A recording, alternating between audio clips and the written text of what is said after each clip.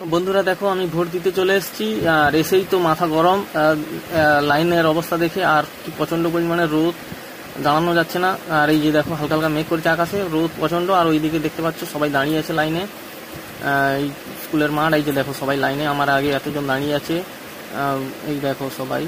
আর এই সাইডটাতে দেখো, এটা ছেলেদের লাইন। আর ওই সাইডটাতে একটু জুম করে দেখানোর চেষ্টা করি।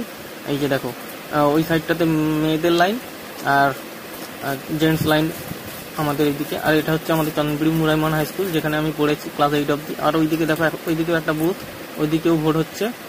আর এই যে আমার পিছনে এতজন দাঁড়িয়ে আছে, দেখতে পাচ্ছ, দেখো।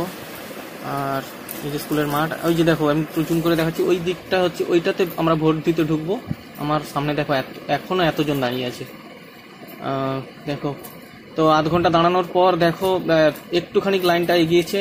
আর দেখতেই পাচ্ছ প্রচণ্ড পরিমাণে রোদ, ঘেমে যাচ্ছি, জামা ফামা সব ঘেমে যাচ্ছে, অসহ্য লাগছে। এই 45 মিনিট দাঁড়ানোর পর কিছুটা এগিয়েছি, এবারে ভোট দিতে ঢুকবো। এই যে দেখো অবশেষে ভোট দিয়ে বেরিয়ে এলাম। হচ্ছে এখানে একটা কেলেঙ্কারি হয়ে গেছিল, ক্যামেরা করতে করতে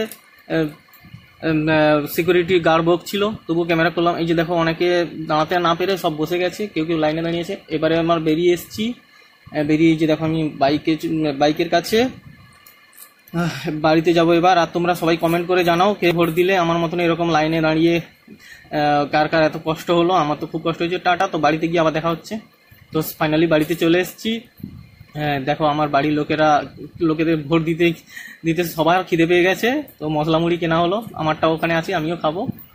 তো দেখো খুব টায়ার্ড লাগছে।